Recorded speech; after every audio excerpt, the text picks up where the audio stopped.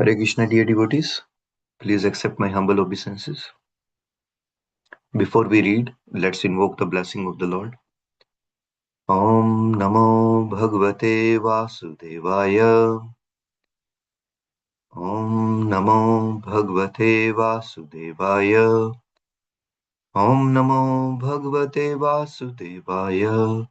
Om Ajnanatimirandasya Jnananjanashalakaya Chakshurunmilitam Yena Tasmai Shri Guruve Namah Vanchakalpatarubhyasya Kripa Sindhubhayeva cha Patitanam Pavanebhyo Vaishnavebhyo Namo Namaha Ishvara Parama Krishnaha Sachidananda Vigraha Anadiradir Govindaha Sarvakaran Karanam. जय श्री कृष्ण चैतन्य प्रभु नित्यानंदा श्री अद्वैता गदाधर शिवासादि गौर भक्तवृंदा हरे Krishna Krishna Krishna Hare Hare Hare Ram Ram Ram Hare Hare. So dear devotees, please accept my humble obeisances. We have been reading Srimad Bhagavatam, Canto 1 and Introduction, Life and Precept of Sri Chaitanya Mahaprabhu.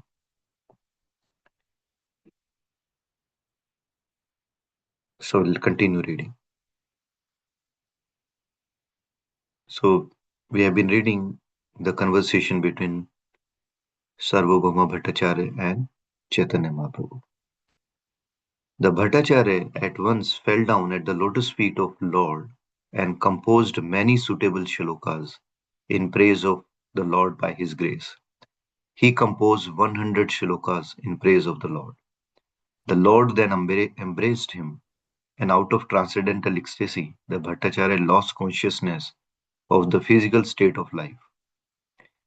Tears Tears, trembling, throbbing of the heart, perspiration, emotional waves, dancing, singing, crying, and all 8 symptoms of trance were manifested in the body of Bhattacharya. Sri Gopinath Acharya became very glad and astonished by this marvelous conversation of his brother-in-law by the grace of the Lord. Out of 100 celebrated shlokas composed by Bhattacharya in praise of the Lord, the following two are most important.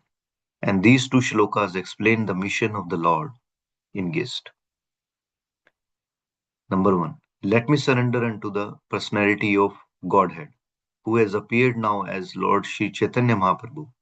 He is the ocean of all mercy and has now come down to teach us material detachment, learning, and devotional service to himself. Number 2. Since pure devotional service of the Lord has been lost in the oblivion of time, the Lord has appeared to renovate the principles, and therefore I offer my obeisances unto his lotus feet. The Lord explained the word mukti to be equivalent to the word Vishnu, or personality of Godhead. To attain mukti or liberation from the bondage of material existence is to attain to the service of the Lord. The Lord then proceeded towards South India for some time and converted all he met on the way to become devotees of Lord Sri Krishna.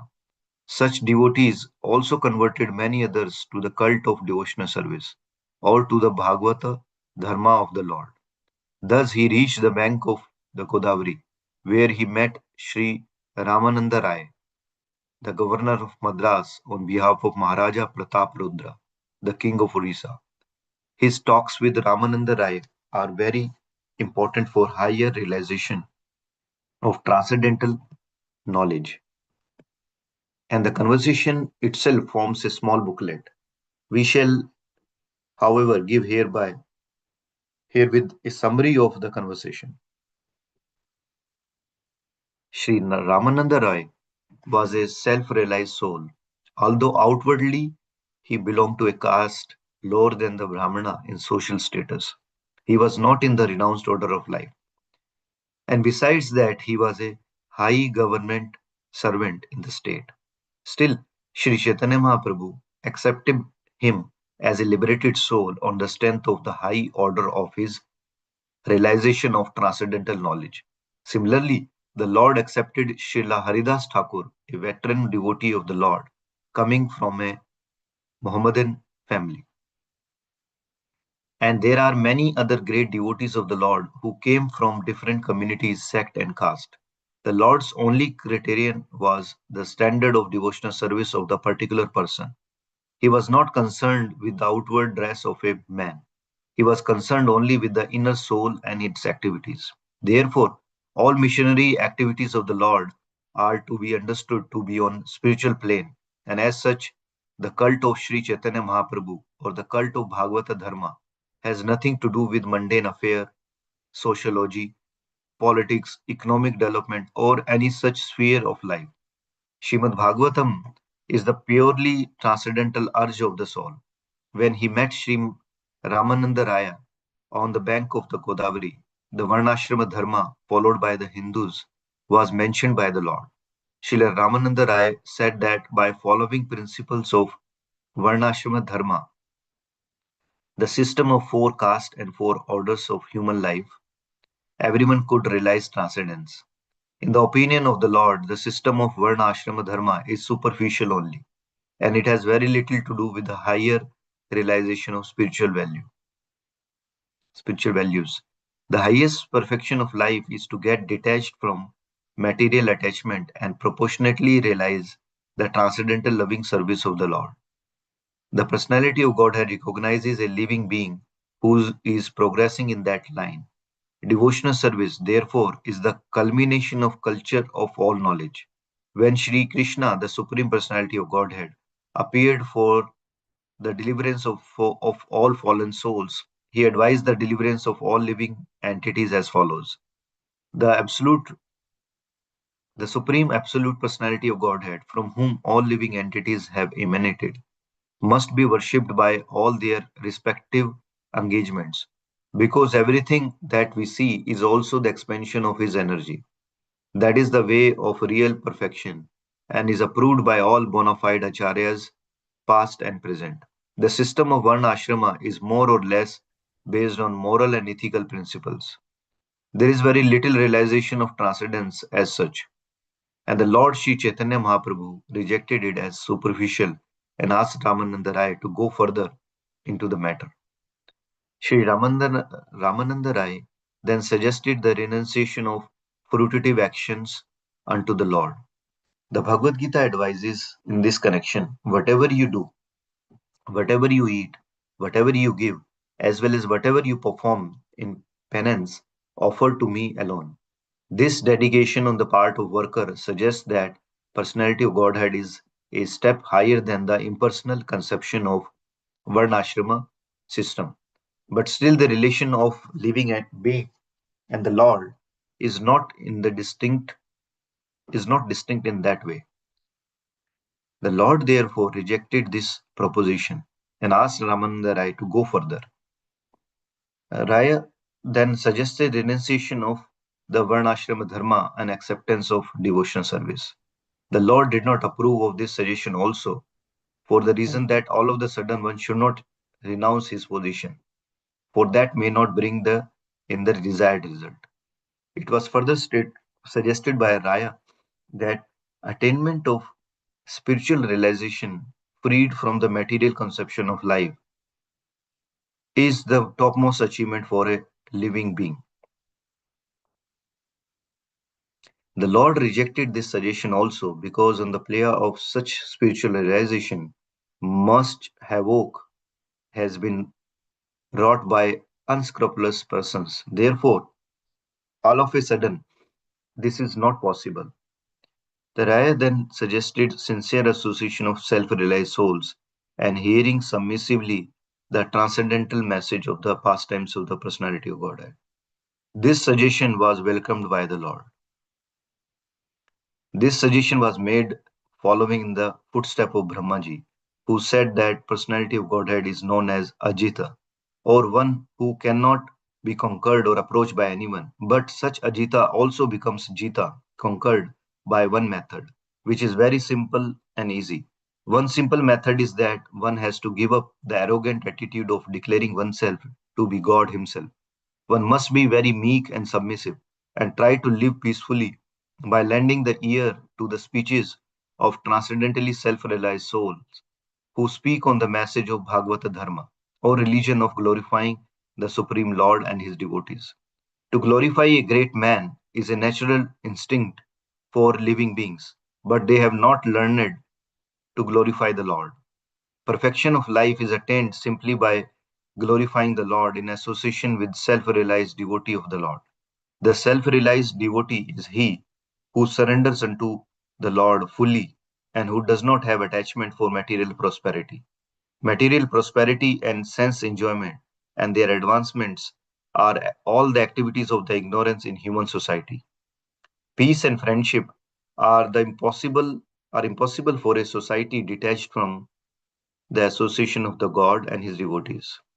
It is imperative, therefore, that one sincerely seek the association of pure devotees and hear them patiently, submissively from any position of life.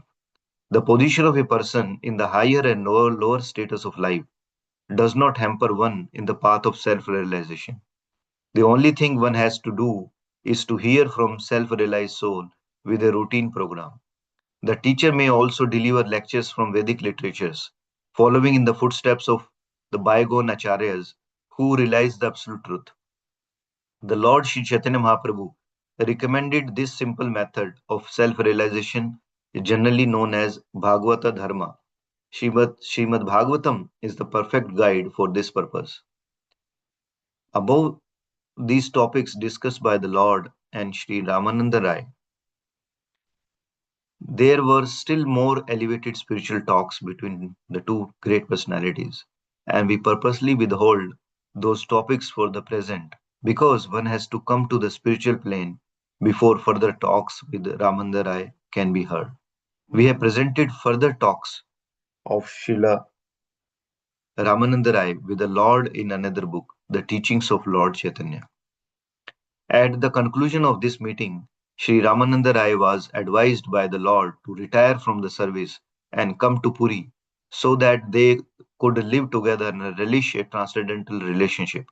Sometime later, Sri Ramananda Rai retired from the government service and took a pension from the king.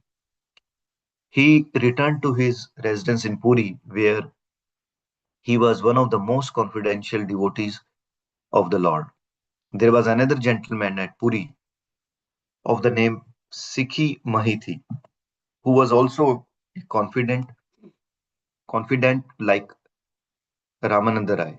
The Lord used to hold confidential talks on spiritual values with three or four companions at Puri. He passed 18 years in that way in spiritual trance. His talks were recorded by his private secretary Sri Damodar Goswami, one of the four most intimate devotees. The Lord extensively traveled all over the southern part of India. The great saint of Maharashtra, known as Saint Tukaram, was also initiated by the Lord. The Saint Tukaram, after initiation by the Lord, overflooded the whole of the Maharashtra province with Sankirtan movement, and the transcendental flow is still rolling on in the southwestern part of the great Indian peninsula. The Lord excavated from the South India was very important old literature, namely Brahma Samhita and Krishna Karnamrita. And these two valuable books are authorized studies for the persons in the devotional line. The Lord then returned to Puri after his South Indian tour. On his return to Puri, all the anxious devotees of the Lord got back their life, and Lord remained there with continued pastimes of his transcendental realizations. The most important incident during that time was his granting audience to King Prataparudra. The King Prataparudra was a great devotee of the Lord, and he considered himself to be one of the servants of the Lord entrusted with sweeping the temple. The submissive attitude of the king was very much appreciated by Chaitanya Mahaprabhu. The king requested both Bhattacharya and Rai to arrange his meeting with the Lord. When, however, the Lord was petitioned by his two stalwart devotees, he flatly refused to grant the request. even though it was put forward by personal associates like Ramananda Rai and Sarvabhauma Bhattacharya. The Lord maintained that it is dangerous for a sannyasi to be in intimate touch with worldly, money conscious men and with women. The Lord was an ideal sannyasi. No woman could approach the Lord even to offer respects. Women's seats were accommodated far away from the Lord. As an ideal teacher and acharya, he was very strict in the routine work of a sannyasi. Apart from being a divine incarnation, the Lord was an ideal character as a human being. His behavior with other persons were also above suspicion. In his dealings as an acharya, he was harder than the thunderbolt and softer than the rose. One of his associates, Junior Haridasa, committed a great mistake by lustfully glancing at a young woman. The Lord, as Super Soul, could detect this lust in the mind of Junior Haridasa, who was at once banished from the Lord's association and was never accepted again. Even the Lord was implored to excuse Haridasa for the mistake. Junior Haridasa afterwards committed suicide due to being disassociated from the company of the Lord. And the news of suicide was duly related to the Lord. Even at that time, the Lord was not forgetful of the offense, and he said that Haridas had rightly met with the proper punishment. On the principles of renounced order of life and discipline, the Lord knew no compromise, and therefore, even though he knew that the king was a great devotee, he refused to see the king, only because the king was a dollar and cent man. By this example, the Lord wanted to emphasize proper behavior for a transcendentalist. A transcendentalist has nothing to do with woman and money. He must always refrain from such intimate relations. The king, however, favored by the Lord by the expert arrangements of the devotees. This means that the beloved devotee of the Lord can favor a neophyte more liberally than the Lord. Pure devotees, therefore, never commit an offense at the feet of another pure devotee. An offense at the lotus feet of the Lord is sometimes excused by the merciful Lord, but an offense at the feet of the devotee is very dangerous for one who actually wants to make progress in devotional service. So we'll stop here and then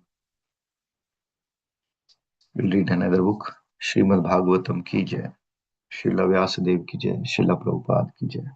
So now we'll read Srila Prabhupada Lilamrita.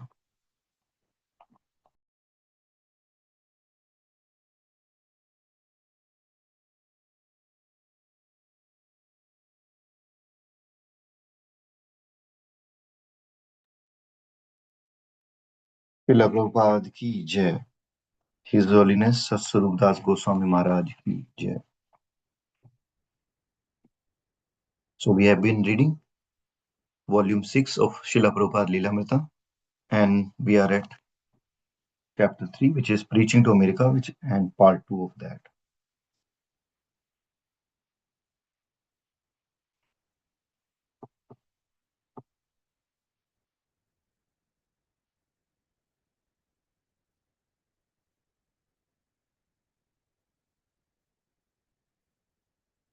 Okay, so let's read further.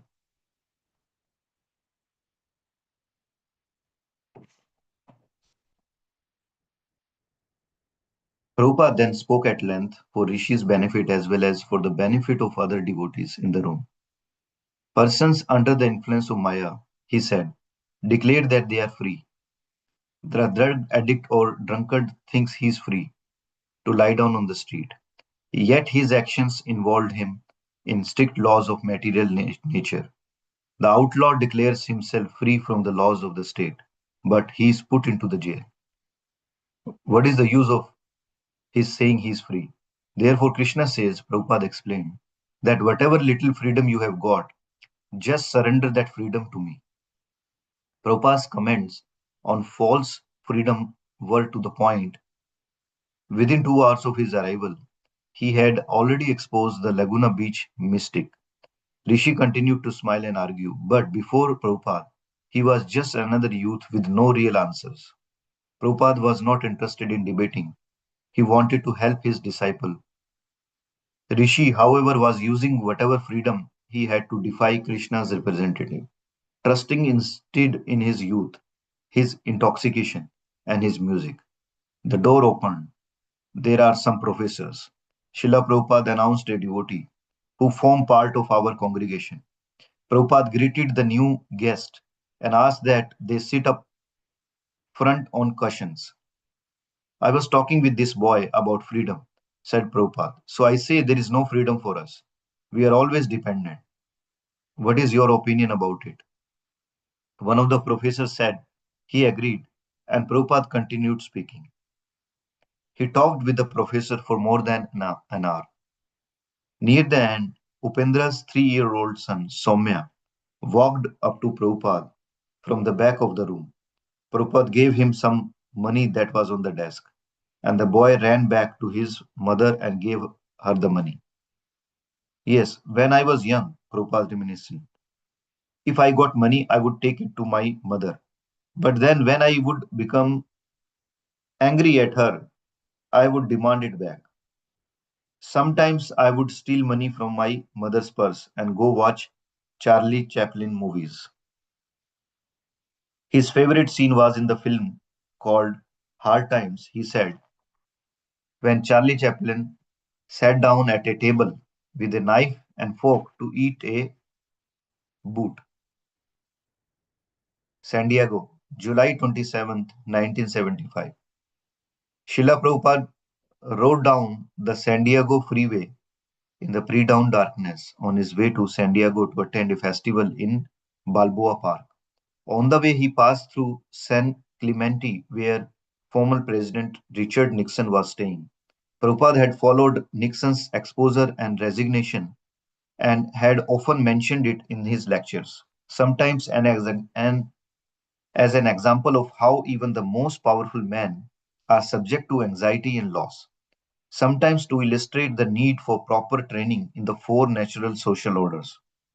A devotee mentioned that Mr. Nixon lived here with no position, scorned by his countrymen. Then you should go and preach to him. Srila Prabhupada said, since the man had lost everything and was lamenting, he said he might be receptive to hearing about the absolute truth. Prabhupada had attempted a similar approach to Mahatma Gandhi. At Balboa Park, Prabhupada was pleased with the devotees, booths, and colorful tents and the stage they had erected in the meadow. He had just begun addressing the large crowd when a man in the audience began shouting. Prabhupada asked what he was saying, and devotee explained. Srila Prabhupada, the man says he wants to have sex more than once a month. He is creating disturbance, said Prabhupada into the microphone. After a tense moment, Prabhupada continues his lecture. So, as this man is talking about sex, so this whole material world is enchanted by sex. Taking the shouted protest as new focus for his speech, Srila Prabhupada quoted Prahlad Maharaj's statement that all material entanglement begins from sexual enjoyment, which is a which in comparison to transcendental pleasure is paltry and abominable. But real happiness, Prabhupada asserted, is above the senses. Whatever we enjoy with the gross senses, it is temporary, but permanent enjoyment is transcendental. So this man, he continued, was suggesting he wants sex at least once in a month. Yes, that is allowed. 5 days after the wife's menstrual period, the husband and wife can have sex for begetting rightful children. Prabhupada used the Vedic technical term Garbha Dhana Samskara to describe the process of purifying sex within the marriage. The devotees were astonished that before a crowd of sexually liberated Southern Californians, Prabhupada was espousing responsible, legitimate sex. Usually, he discussed such matters, if at all, in letters to householders. But if the Americans were intent on sex, then Prabhupada would let them have it. but he stressed responsible, restricted sex. Otherwise, by irresponsible sex, one has to suffer. Sex life is not denied, Prabhupada said, but one must take responsibility for sex life. Otherwise, he becomes entangled in so many sinful activities. You can have sex life once in a month, that is prescribed, because a woman has once in a month menstrual period. So, sex life is meant for simply begetting nice children, not for sense gratification. If it is in regulative form, the world may not become hell. If it is in irregulative form, then whole world will be hell. Sex life is not denied. Sex life is not denied, but in a regulated form, so that you can get a nice population and live very happily. Especially at present moment, if you can produce children to become Krishna conscious, that would be a great service to the Lord, because we want a Krishna conscious population. Otherwise, this world is going to hell. There were great empires like the Roman Greek, and later on the Mughal Empire, the British Empire. Then there were Napoleon, Hitler, Mussolini. So all these powerful empires and men have come and gone. Only a name is there now. Nothing is remaining. So I came to your country, America. I decided to come here because I heard your country is very nice. And when I came here, I saw actually that your country is very nice. Your cities, your buildings, your men also, because mostly my students are American and they help me very kindly to push on this movement. So I have decided the American life, so have studied the American life very nicely. They have a good heart. The only thing that is wanting is Krishna consciousness.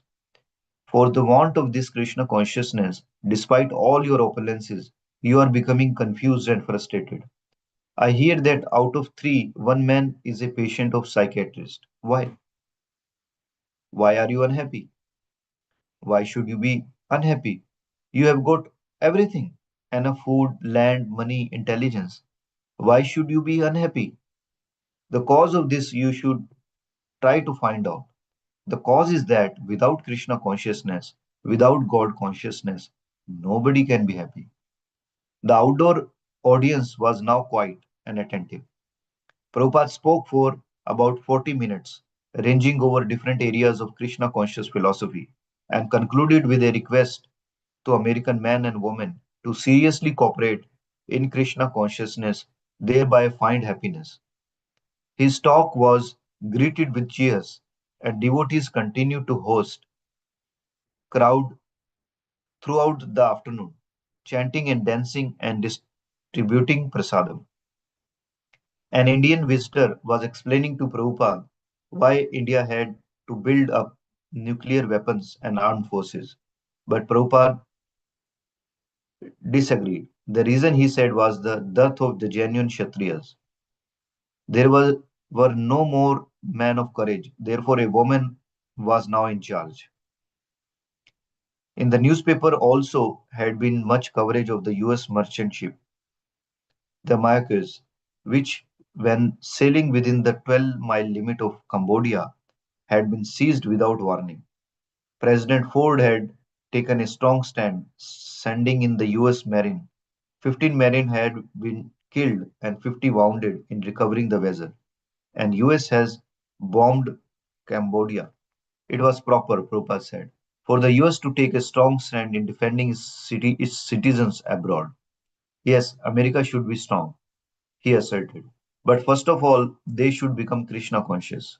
If they were actually a Krishna conscious nation, they should declare, if you touch the hair of one of our men, there will be a fight.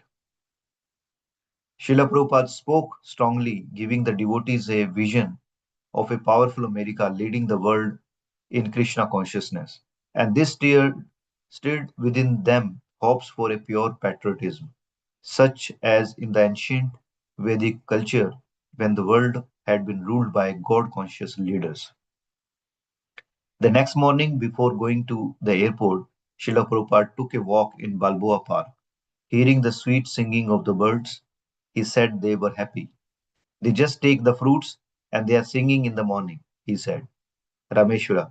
But when we tell people that they may take their next birth as animal or bird, they say that's all right because these creatures are happier than the humans. Prabhupada.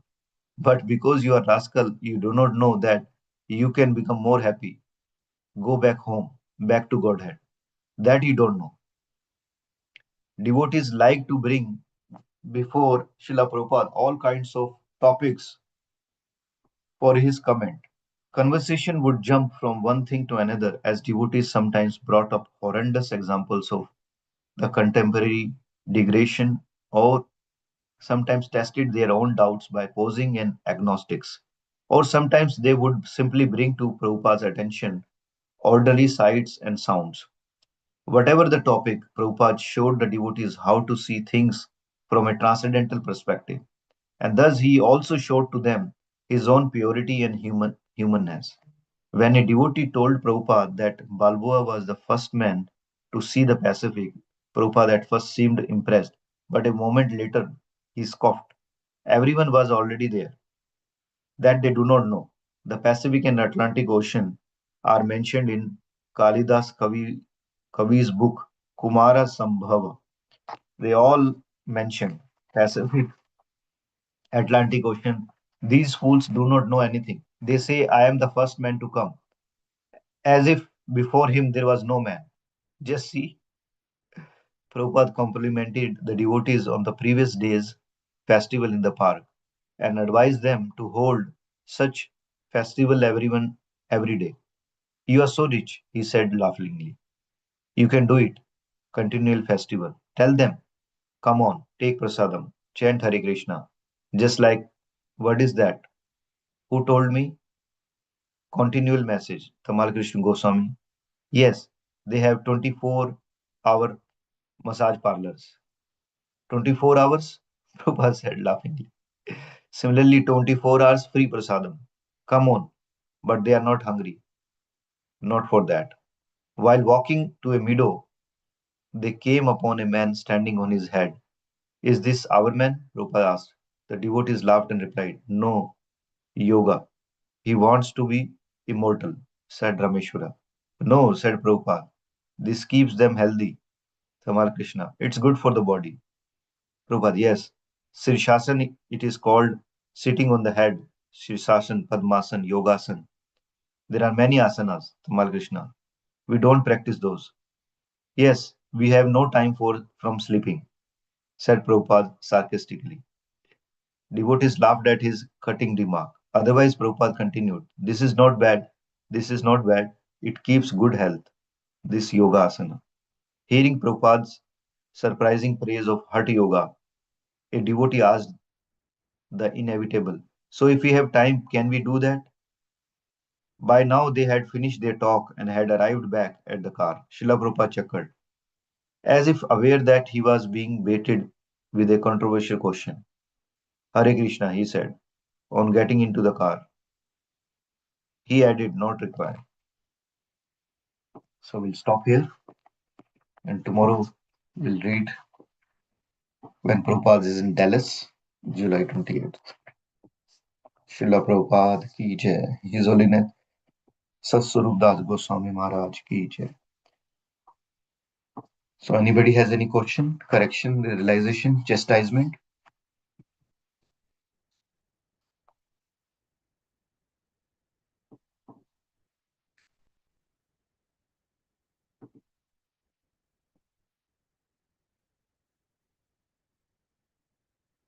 All right. So if there's no question, realization, so we'll stop here. वांछा कल्पतरुभ्यश्च कृपा सिंधुभ्यैव च पतितानां पावनेभ्यो वैष्णवेभ्यो नमः अनंत कोटि वैष्णववृंद की जय. Thank you, dear devotees, for listening to me, and please forgive me if I have not read properly or if you wanted to give some feedback to improve our reading.